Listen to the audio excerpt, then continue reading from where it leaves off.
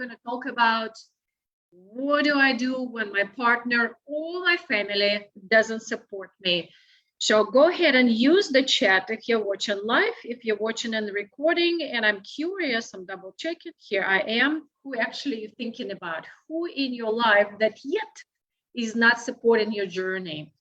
And also I'm going to share it inside our Friends in Health Facebook group for your daily motivation in the wellness journey with us. By the way, this will be one of the truths that I will cover, being supported by the community.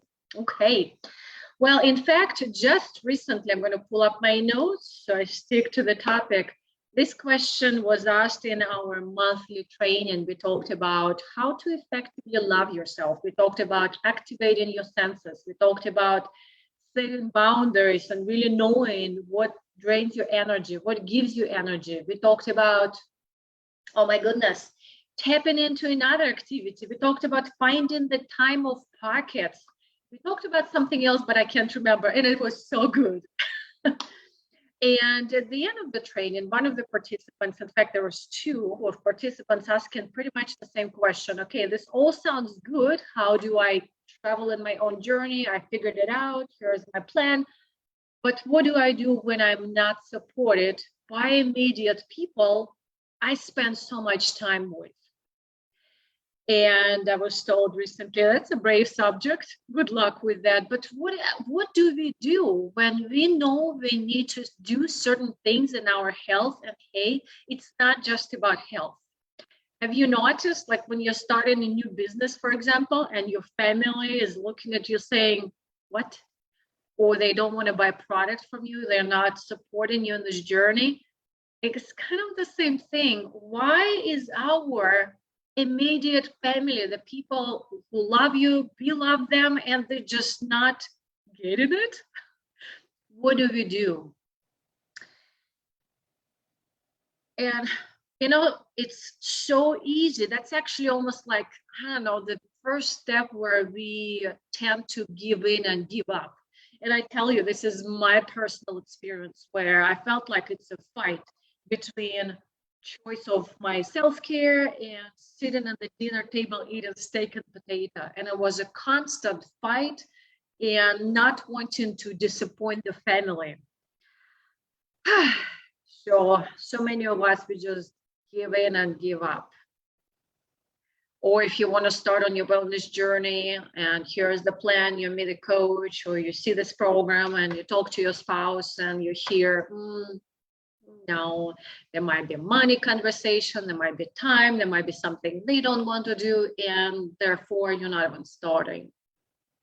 Or maybe I have started already and I'm noticing that, you know, my journey is improving, but my spouse is still making those funny remarks that can be hurtful, can be, oh, it's temporary, or good for you, and just those things that, come on, can you just support me?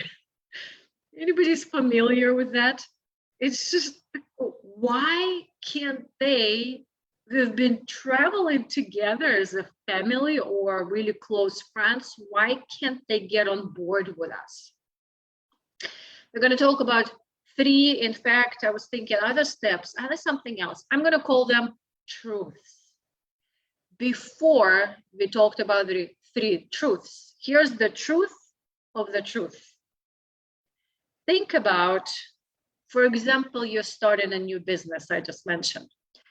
You've got your investment in, you've got your business plan, and you go in and you work in that plan. And you work in that plan. Your family is not yet following you, fine. You're working your plan. It is a business, you're on the journey, and you're just doing your thing. The truth of the truth is when we embark on the journey, we must love everyone the way they are and where they are, just like ourselves. Because we are on the journey, it does not mean they have to be on the journey with us. We wish them to be on our journey with us, but we need to give them the space to be who they are, where they are, and love them the way they are. With that said, this is the truth of the truth to expect and accept, not expect from them to change, to understand, to do anything. Think about if we have been together for 20 years and all of a sudden I'm taking this personal development course and I'm learning these new tools and I am feeling my transformation and I'm waking up and I'm feeling like, wow, I've been sleeping all my life. I can't expect my spouse to have the same transformation. They have not been on the journey we have been. They are not doing the work we are doing. It's up to them and their choice to take on whatever they want to take on, whether use the same tools, jump on board with you, or not at all. It matters, but it doesn't matter for your journey.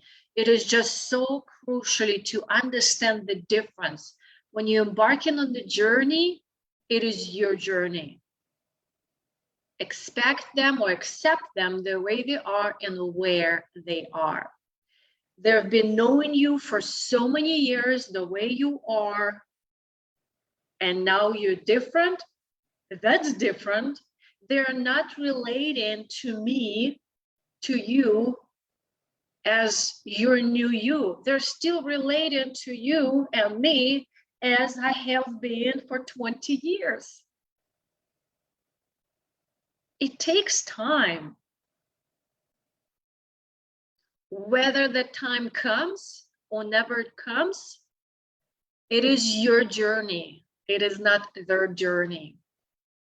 And I guess I will just finish up in here, but I'm going to jump into, okay, I got that, leave them where they are and love them where they are unconditionally anyway. Got that. So what do I do then? Because it's still, it will be hard. So the truth number one, where do I start? Have your clarity. Have the vision of what you want, why you want it, the most important, and the steps you've got to take. It's almost when you take a journey to Europe and you buy a ticket, you need to know your hotel, you need to know your train, you need to know your route. Well, your vision is important, where you're going, why you're going there, the deep why that makes you cry, whether you want it or not, you're going to do those things, whether somebody's going to say, good for you. You're going to keep your journey and have your step. Clarity helps to be consistent with consistency and sustainability of your journey. If you don't know where I'm going or we are going, it's just easy not to even go anywhere, right?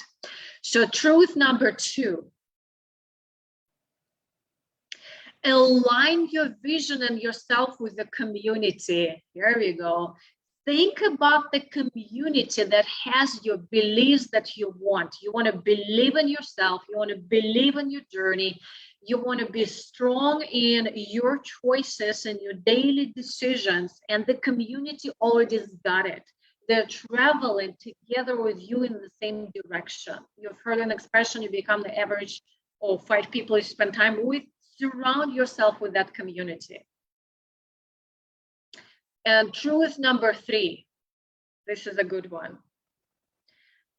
Be brave to be persistent and consistent. Be brave to stand up and keep your truth. And be brave to allow people where they are. Bravery creates courage. Courage of your daily choices creates consistency. Align yourself with the community. have your vision, where you're going, why you're going, and what you're doing to get there. And the truth of the truth, let's leave everyone alone.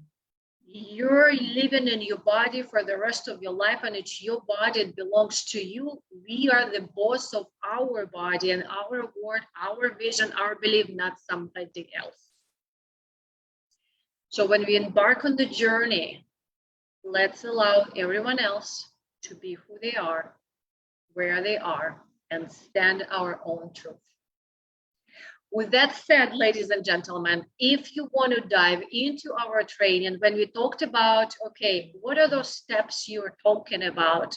We talked about how to effectively love yourself in our monthly training. This is our Ultimate Transformation Club, and I posted a link in the description of this video, coachingbynadia.com/club. And remember, your journey is your journey, and love yourself through the journey and accept others the way they are. Thank you for listening.